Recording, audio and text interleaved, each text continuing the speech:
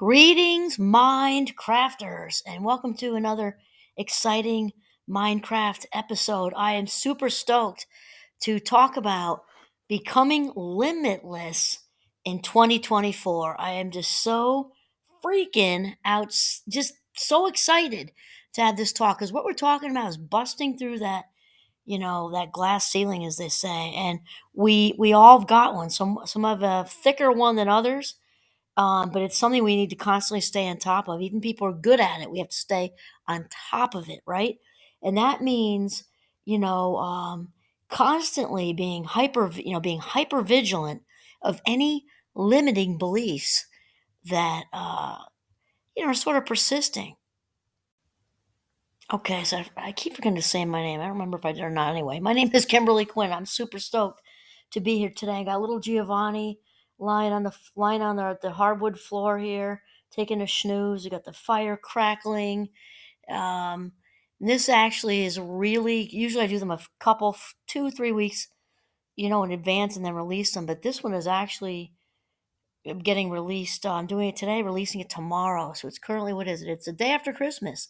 So be released tomorrow, the 27th, to be in time to just reel in 2024 with, living our best lives, being our best selves, getting off to a really, really good start. So I think it's also important to talk about, even though the pandemic's over, as far as anybody knows, right? As we reel in 2024, we can kind of kick some dirt, over our shoulder behind us on top of that whole thing that happened. And also realize that whenever there's a trauma, any kind of trauma, which the pandemic was, that there's some lingering stuff that kind of, becomes a part of us until we, do the work and shift into a positive place. The reason I'm saying that, I'm not going to resign here at all. It's kind of the point of the talk, not going to reside here at all, but just to say it because we had the whole phase where we weren't working, we were home, we were isolating. Then after that, we kind of went back to work, and the whole big, news on the street was a lot of quiet quitters, quietly quitting, right? Because a lot of people realizing that their work life integration wasn't what they wished it would be. Now the latest news on the street, if you don't know, I'll share it with you, are the zombie walkers at work, and that's like an elevated step past the quiet quitters into kind of being in zombie mode. And with the zombies, there's actually a LinkedIn article on this, which I wasn't thinking of, or I would have written it down and cited the person. But if you look it up and put in zombie walkers in the workplace, you'll find it. And basically, it's like, kind of like how we have helicopter parents, and that amped up as bulldozer parents. It's kind of like that. So we have those quietly quitting, which is still going on, and then we have the zombie walkers who, basically, the LinkedIn article talked about how the zombies started off excited employees, eager to do their thing. It talks about them feeling fulfilled and rewarded, and doing projects, workplace based projects that were, matching their skill sets and areas of expertise. And kind of life was good because they were happy to go to work and thinking about stuff on their way home, that sort of thing. I'm paraphrasing this since I'm not looking at it. And then that sort of has come to a halt, and they're going through the motions because they're not feeling appreciated. The exciting projects are fewer and farther between. They're not doing all the exciting things that they were originally doing when they were, kind of vetted for the position. And so basically, they're going through the motions and not trying to draw attention to themselves. Though similar to the quiet quitters, they are, checking boxes, and they're just in it for the paycheck, which that's usually a sled ride down from there, because we can only, do the external motivation without the intrinsic motivation for so long. Or you get burned out, you're just not productive, or you slide into a depression. I mean, that's obviously how it rolls. So I want to kind of say all that first because that affects a lot of people. Like, since the pandemic, we had all of that happen, right? The working at home, the isolation, the big changes, the fear of losing jobs, or you did lose your job, or you want to lose your job, like we're talking about with the quiet quitters. And all of that was way more of a thing after the pandemic, or at least shed light on it. And so I wanted to kind of start there because I think all of that matters in grown up world before we really get into busting through the glass ceiling, much like, the original Willy Wonka. That's my own personal visual. We're going to take that another step in just a moment, but busting through that glass ceiling, which means, all of our limiting beliefs, some of which we may have had some of them our whole lives, some things said to us, blah, blah, blah, blah, some of which also have happened since the coronavirus. We're going to just bring it all together in this episode. So it's important to talk about because the economy and everything, it's all changed. With the Rona, when we came back, then there was a big shortage of employees, which is still the case. Yet in some fields, especially um, things cyber related, now there are a lot of layoffs going on. We have a few good friends who have been pink slipped very recently, and now there's that fear in the air too. So it's really really important to get our mindset together. I mean, mindset is everything, as we say, and it's important to have mindset together anyway. But now with all these changes coming, going on, we're coming into a brand spanking new year, brand new year, further away from the pandemic than we were, a year ago, obviously. And, kind of feeling that new start, I guess, is where I'm headed. So when you want to take a good look at your own glass ceiling and be aware of your own self-doubt, because that's basically synonymous with limiting beliefs. It's important to be aware of them because, as Joe Dispenza talks about a lot, Wayne Dyer talks about it. Some of the great thinkers talk a lot about it. Oprah talks about it. The unconscious drives the bus. That's just a fact, and it's very easy to throw Sigmund Freud under a bus because things, cigars and all the things he did was sexual, whatever. Most people would give him credit for discovering the power of the unconscious mind. Because in fact, if you parked yourself right outside of your local grocery store and took a poll of everybody from 5 years old to 105 years old, asking them to come up with one psychologist, probably across the country and world, most people, like the winner, if you did a tally, they're not going to all say him, right? But the winner would probably be Freud, as far as people who can, that's the first one who comes to mind. And even though there are lots of holes in his research and things like that, he did sort of discover that we are driven around by what's in the vault, and that was true then and that was true now. And it's really important for us to get that, because only when we pull things into consciousness can we change them. And so roughly about 95, 96%, so Wayne Dyer and Joe Dispenza would both say that 95% to 96%, I'm talking about adults now, um, of what we think, feel, and do, because it's in that order. Thoughts first, thoughts dictate feelings and create feelings, right? And then that leads to our action. Thoughts, feelings, and behavior are 95 to 96 of that percent of that. We did the same exact thing yesterday. We thought the same things, we felt the same things, and we did the same things. The context might change a little bit, but basically, the brain is a pattern making, self reinforcing machine. It likes to associate with what it's comfortable with. It will seek, to confirm that all day long. That's called confirmation bias, and that works both ways. If we if we want to confirm that we're not valuable, we want to confirm that we're not this, we're not confident, we're not that.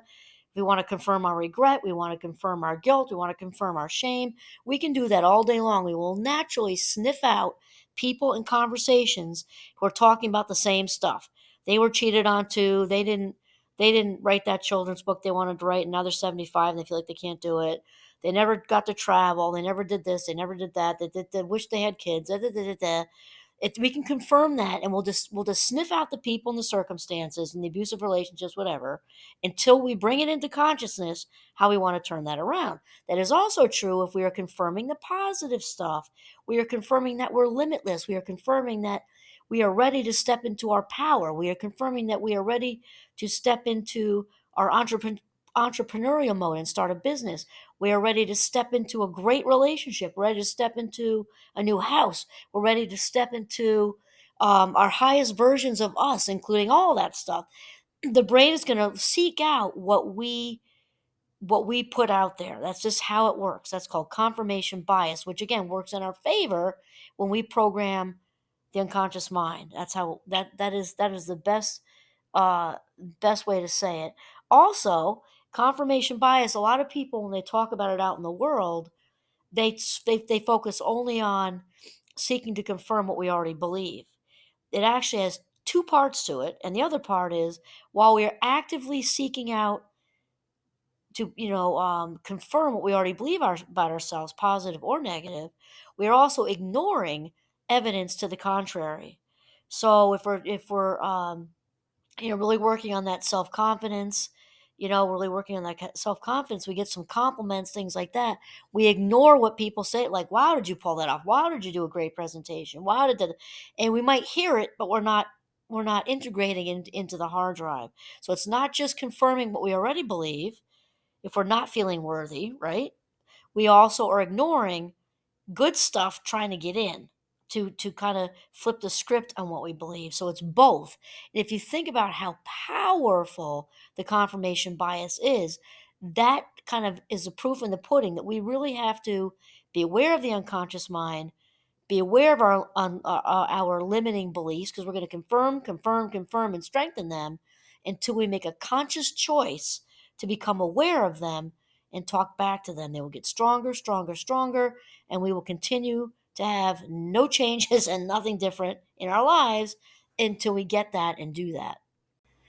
Okay, so here's the thing, and we're going to talk about what to do about this. And I'm going to take some of the stuff from a Psychology Today article I wrote a while back, and I just dipped into it now, right before this podcast, and it's had over 41,000 views. So that's a good sign. That means that people are super interested in this. So the three key points here, I'm just going to rattle these off. I'm not going to read the rest. We're going to have a conversation. But the three key points, because Psychology Today does that now, which I personally like because, it lets you know in the first, 15 seconds if you really want to read the article or not. So the first three points are this: a limitless person is someone without end, limit, or boundary.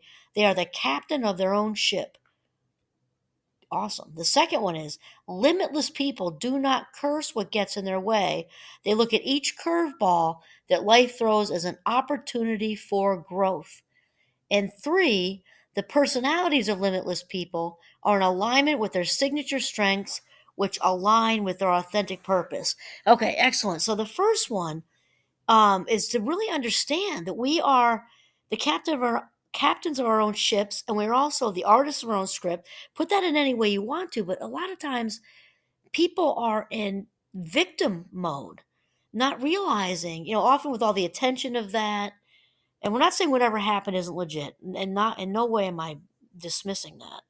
But the victim mode, it often it's like an illusion of power because we're getting all that attention, whatever bad thing, said thing happened, life's curveball.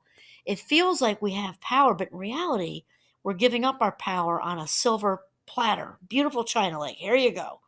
And it's very important to shift out, do whatever you do to have to shift out of that, to take that step back in your power place and realize that you are in charge of your own ship. Picture like a little speedboat, just on a regular little tiny boat like regular people have. I'm not talking about Onassis and his yacht. Regular, it can be that, but but just little itty bitty, little bitty speedboat you can go water skiing with, and picture it on a lake, and think about it.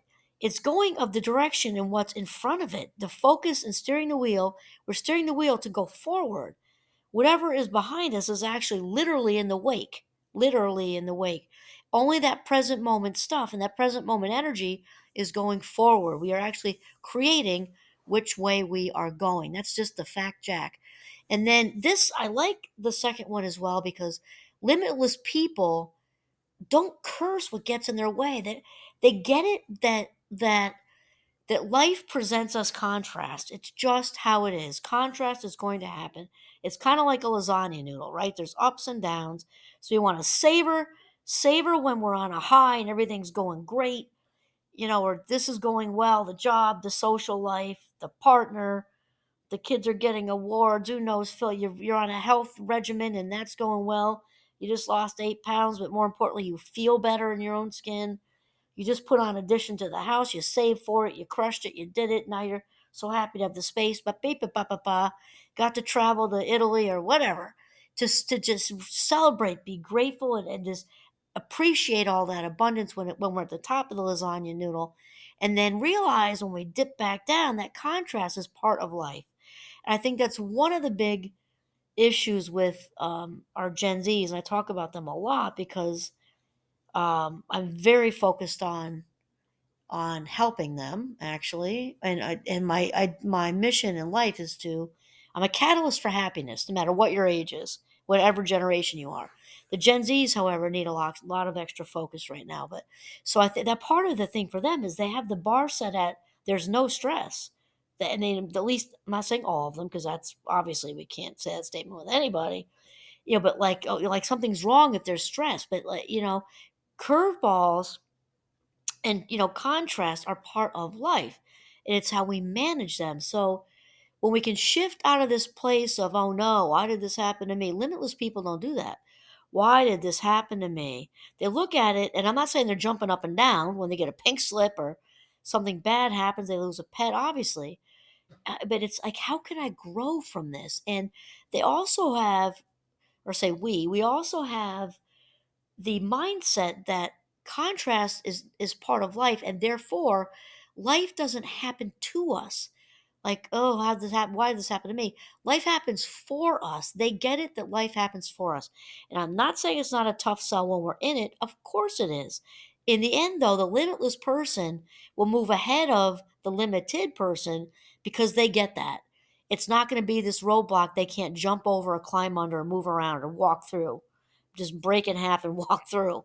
Because a limitless person gets also that contrast is temporary. They look at each curveball that life throws as an opportunity for growth. And then the third one is that the personalities of limitless people are in alignment. I love the word alignment. The personalities of limitless people are in alignment with their signature strengths, which align with their authentic purpose. This has several levels, okay? Because alignment, when we're in alignment, we are in our authentic self. Our authentic self is in alignment with this are the divine connection that unites us all. I'm not talking about religion. You can turn into that if you want to, but that's not what I'm talking about. I'm talking about the higher power, regardless of what you call that, whether it's God, source with a capital S, universe, whatever. We are connected to that. When we're in alignment, it means what the higher powers plan and our own intentions are in perfect alignment, and we are in the flow zone. We are in the flow zone, and I tell you, there is nothing better than that feeling. I mean, for me, I lose track of time when I'm writing, a book or an article for Psychology Today. Most of all, I'm flying around on a stage someplace. I have to, in fact, at Champlain where I teach, and when I teach Minecraft there, it's a clockless campus, so we stay in the moment, which is great. I'm totally behind that one, but I have to constantly check in the little right hand corner of the computer because I'll keep them till midnight. And so when you're in that flow zone, it's just that there isn't a drug out there that can get that, for me anyway, cannot get me. There's a drug out there that can get me higher than when I'm in cognitive flow, just in the flow zone. It's just at one with the universe. You're at one with the writing. You're at one with the stage. You're at one with whatever it is you do. You're just at one with it, and it's just it's so great. And so that it being in the flow zone itself is busting through that glass ceiling. They're just because when you're fully immersed, engaged in your life in the present moment on that level, it's kind of an altered state of consciousness, really. And there's just no room for self-doubt. There just isn't any. And so when we're in alignment in that way with our authentic purpose, what we were put on this earth to do, there's no doubting it. Did you just know? And it's not like it's language. You're not saying it to yourself. You just it's hard to even put words to it because it's such a fantastic feeling, and you just know. And when we focus on that good feeling, every single thing else that's going on in your life falls right into place. So basically, tell to explain what a limitless person is, and this is I got this from the Oxford Languages Dictionary, back when I wrote the article, and says to be a limitless person means to be someone without end, limit, or boundary.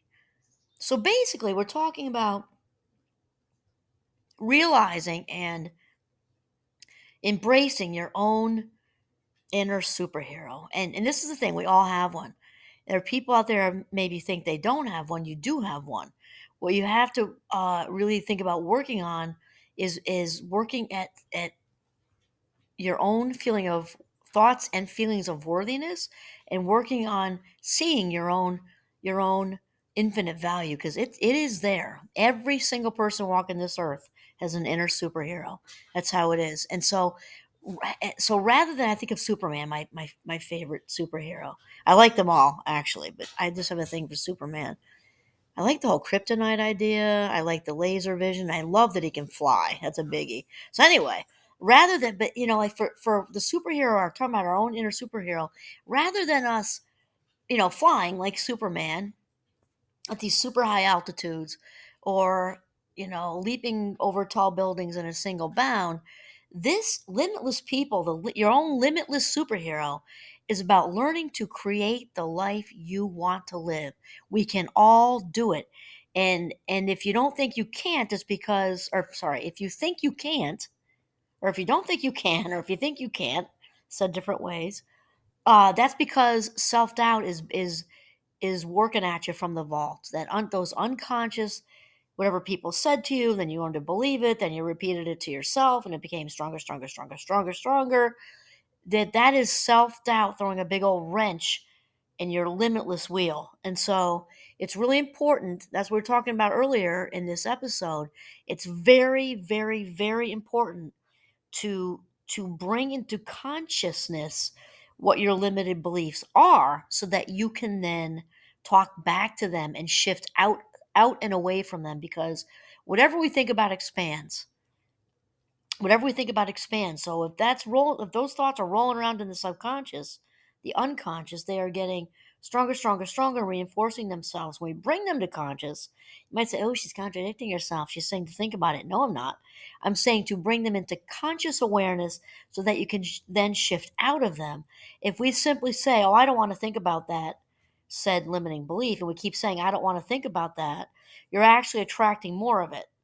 We have to shift out of it by not giving it any attention, because what we pay attention to is where the energy goes. Where the focus goes, the energy flows, right? That's just how it goes. And so the limitless person means that they have the ability to do this, to create their own lives, and do their own Zorro thing with the limiting beliefs, slashing them away and shifting out of them, paying no attention to them, and into another direction. No limit. So there is no glass ceiling. So my own personal little visualization, or you could even call it a meditation if you want to. Sometimes I just think of it. I'm not even closing my eyes.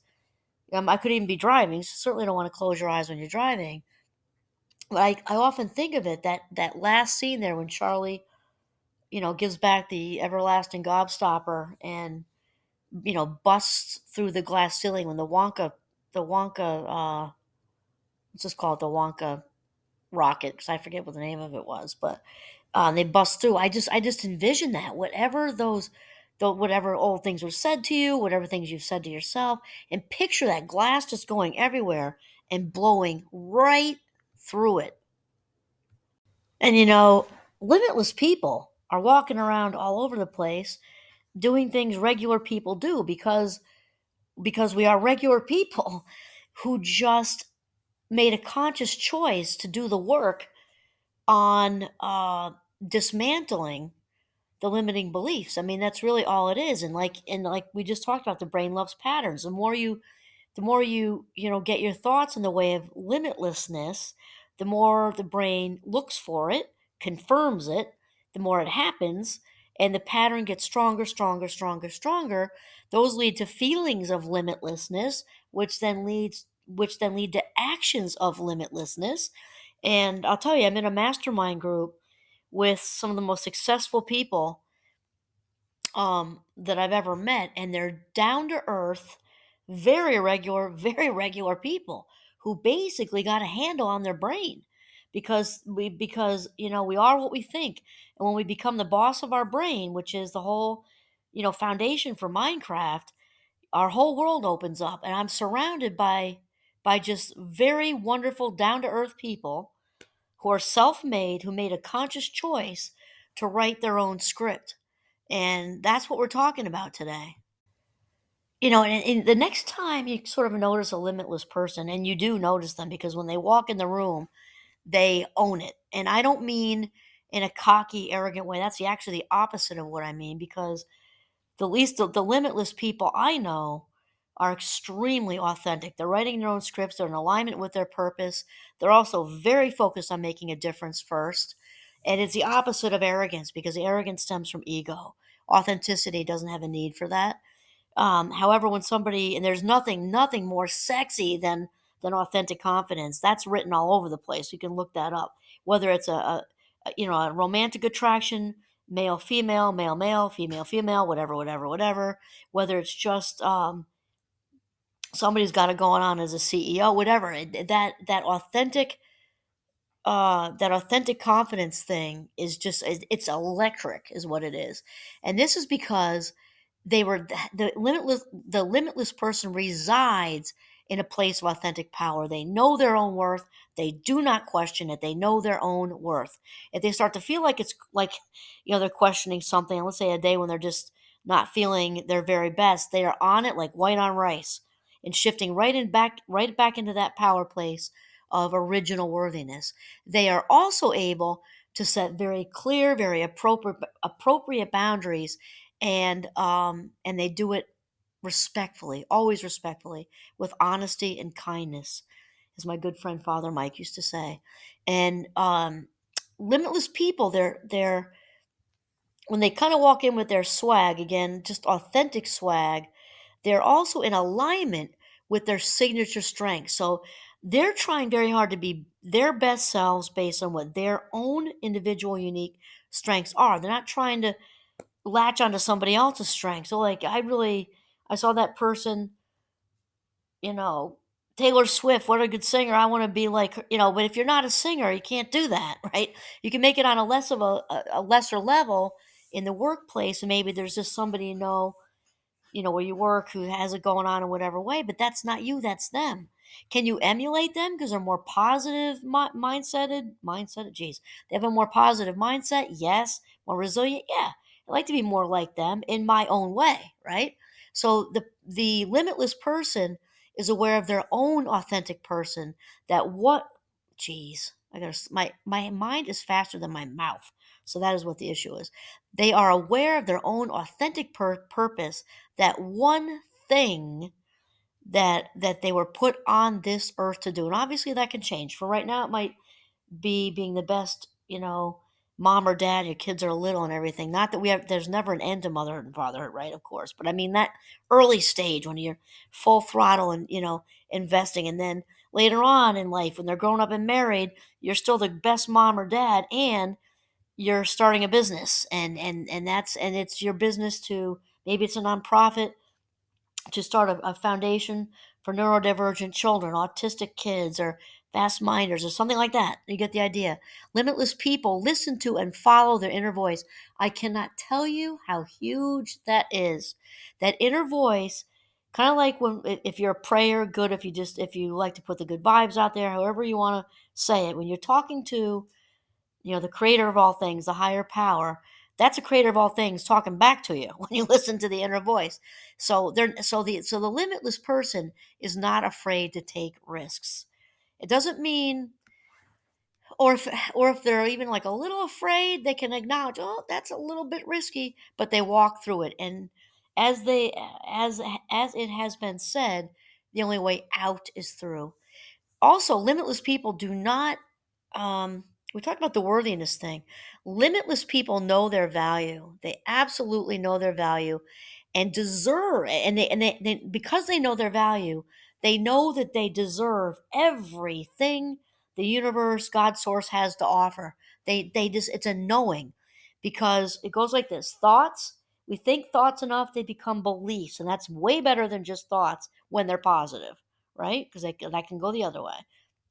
When we start to know our limitlessness, that then we begin to believe we're limitless. And then when we actually know it, that the last stage of that is knowing it. And when you know you're limitless, let me tell you, you've got the world by the ass. So and it's also important to realize, which I think you're all hearing by now, is that just like with happiness or confidence, I've had it said to me so many times, how are you so happy? As if I won the happiness lottery or something. That's not how it works. Now, granted, I've always had a very happy-go-lucky disposition. I've also had a lot of hard stuff happen, like anyone else at a fabulous 59 has had. You know about the childhood.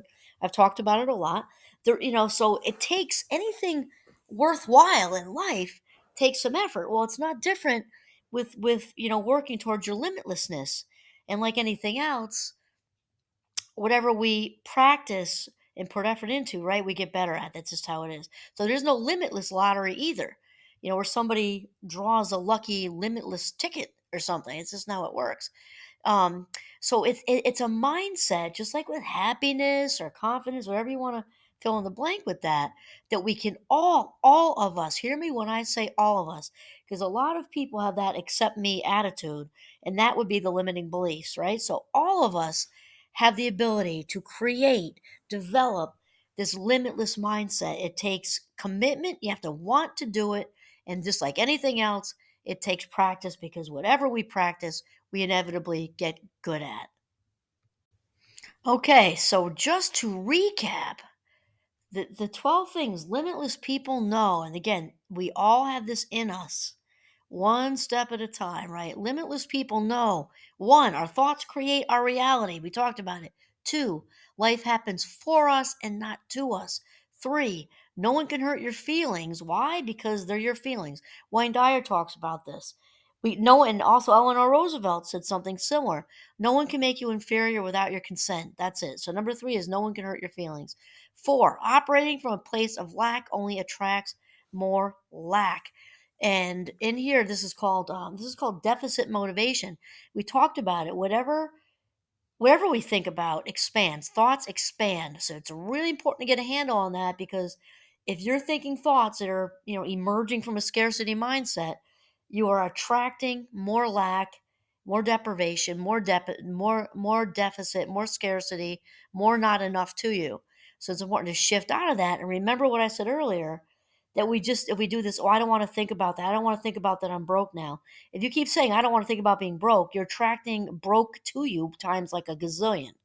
It's important to acknowledge, even if you have $1 to your name, as hard as that might be. I know it's a tough sell, so to speak, but to shift out of that and away from the not having enough kind of thing.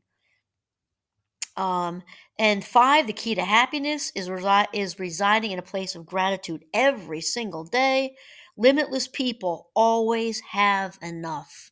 Limitless people always have enough.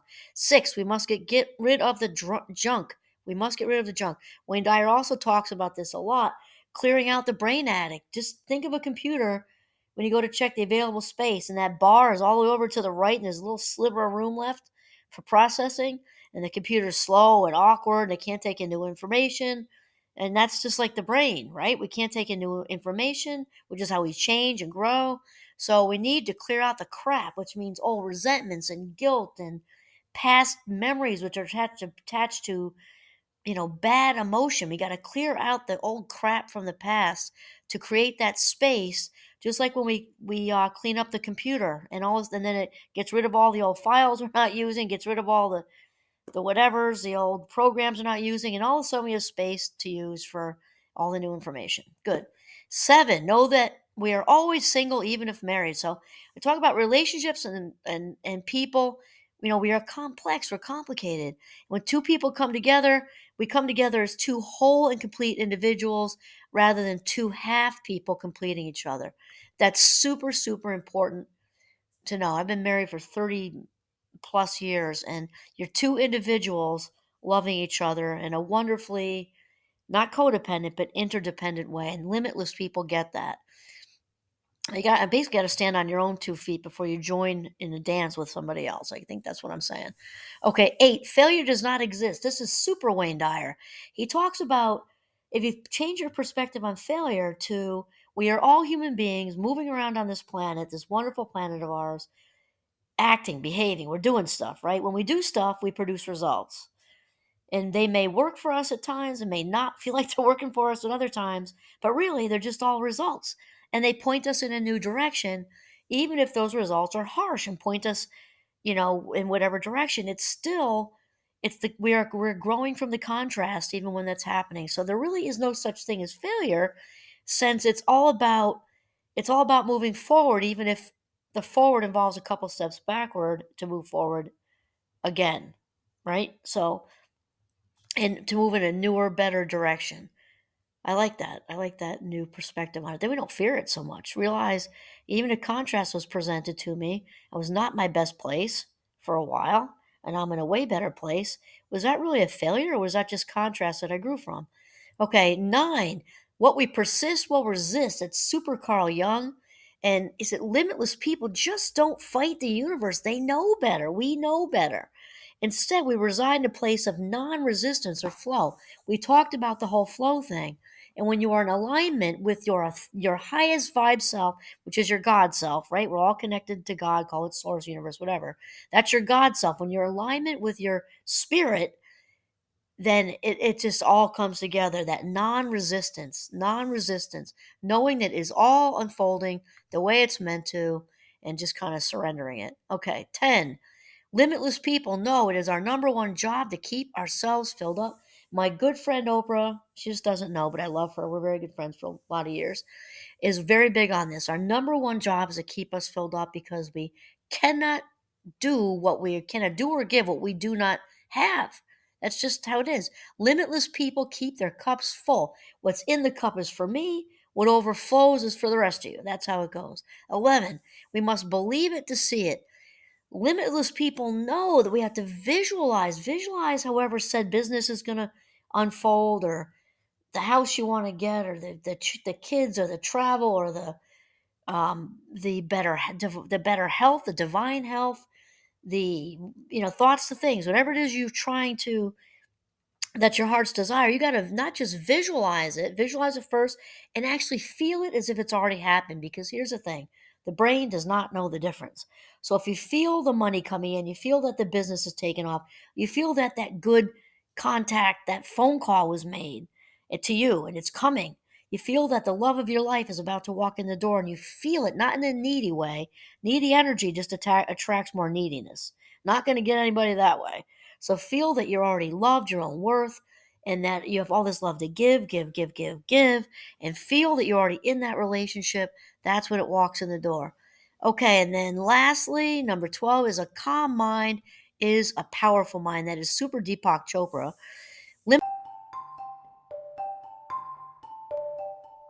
Limitless people are present in the now and actively engaged in our lives. That is just the fact check. Limitless people know who they are and where they fit in the grand scheme of things. So that's really wrapping it up, buttercups. And I wish all of you just the healthiest and most prosperous 2024 that you can possibly have. And I wish you all the best along your limitless journey. This is Kimberly Quinn signing off from the beautiful northern Vermont in my living room with my gorgeous fire crackling, little Giovanni next to me taking a snooze. And that's it. Have a mindful, limitless day.